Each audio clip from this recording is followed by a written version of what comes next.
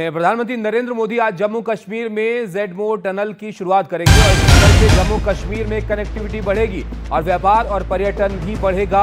इस टनल के बनने के बाद 12 महीने आवाजाही यहां पर मुमकिन हो पाएगी। करीब 2700 करोड़ की लागत से बनी यह सुरंग गगनगीर और सोनमर्ग को जोड़ती है, जो 6.5 किलोमीटर लंबी है और 2 लेन की सुरंग है। अभी तूफान और सर्दियों में होने वाली भारी बर्फबारी से जम्मू कश्मीर में जनजीवन अस्त व्यस्त हो जाता है। पर्यटकों की आवाजाही भी इससे प्रभावित होती है, लेकिन अब बेहतर कनेक्टिविटी से परिवहन तेज हो पाएगा। इस टनल की शुरुआत यहां पर होने वाली है। 6.5 किलोमीटर लंबी ये सुरंग आवाजाही को इस इलाके में आसान करेगी।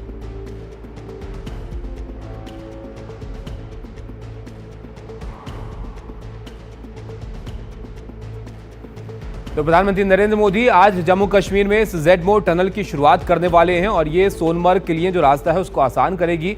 क्यों खास है ये सुरंग, ये भी आपको जरा समझाते हैं। यहाँ पर 2 लेन की ये 6.5 किलोमीटर की सुरंग है, जो यहाँ पर सोनमर्ग को इस जगह से जोड़ेगी। गगनगीर और सोनमर्ग के बीच की जो दूरी है उसको ये आसान करेगी। श्रीनगर लेह NH1 का हिस्सा ये है, यानी यहाँ से लेह तक का जो रास्ता है वो भी इससे आसान हो जाएगा।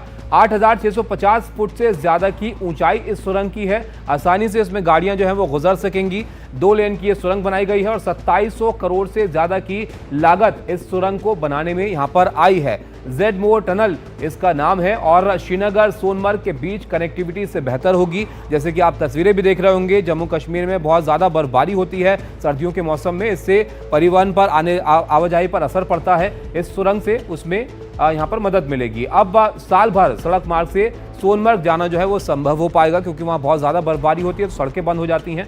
पर्यटन को बढ़ावा इससे मिलेगा। जो लोग वहाँ पर जाते हैं वो हर मौसम में वहाँ पर आसानी से जा पाएंगे। सामरिक सुरक्षा के लिहाज से भी ये बहुत महत्वपूर्ण है, क्योंकि लेह से बेहतर कनेक्टिविटी इससे हो जाएगी। कश्मीर और लद्दाख के बीच की रणनीति कॉरिडोर इसको माना जा रहा है और इससे जो सीमावर्ती इलाके हैं वहाँ पर आसानी से पहुँचा जा सकेगा। तो हर मौसम में बेहतर कनेक्टिविटी इससे हो जाएगी। नज़ीर हमारे साथ जुड़े हैं, उनके पास चलते हैं। यहाँ पर नज़ीर, बहुत महत्वपूर्ण है ये टनल। जाहिर तौर पर इसका बहुत वक्त से इंतजार वहाँ पर किया जा रहा था। कनेक्टिविटी बेहतर हो जाएगी।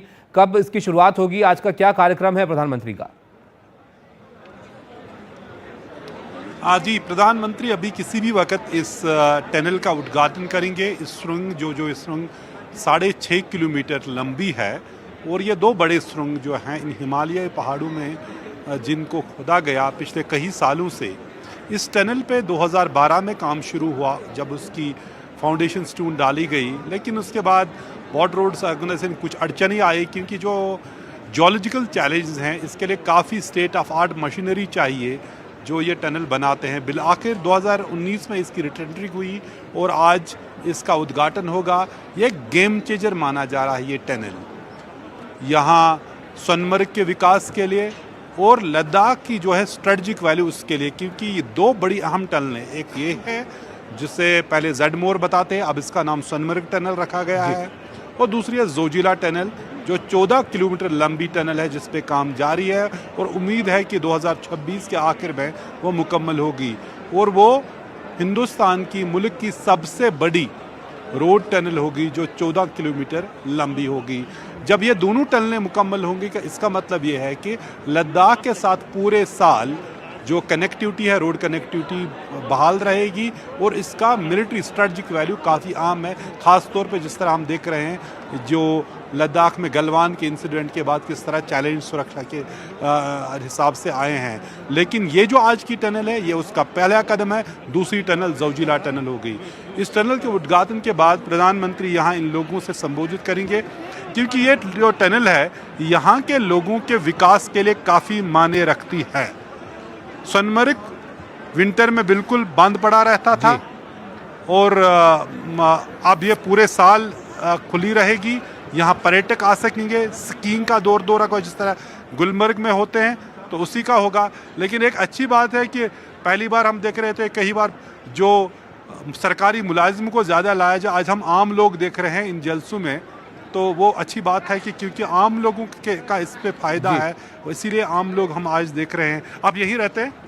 आप यही रहते हैं? क्या फ़ायदा है आपको इस टनल से? हमको इससे फ़ायदा है, ये 12 महीना खुला रहेगा जी। 12 महीना खुला जी हाँ। वो पर्यटक हाँ जो टूरिस्ट वगैरह आए टूरिस्ट वगैरह आए कि यहाँ काम करते हैं, हम घोड़े के काम करते हैं और यहाँ दुकानदारों का काम चलेगा, स्लेज गाड़ी वालों का, सोनो बाइक का और गाड़ियाँ जिसकी है उनका काम चलेगा तो जनाब। बहुत फायदा आम लोगों बहुत को फ़ायदा है जनाब इससे। न सिर्फ यहाँ आम लोगों का बल्कि अमरनाथ यात्रा को भी बड़ा फायदा इस टनल से होने वाला है, क्योंकि जब ये टनल नहीं तो थोड़ा मौसम खराब हो जाए तो सड़क में बाधाएं आ जाती थी तो चलना मुश्किल होता था।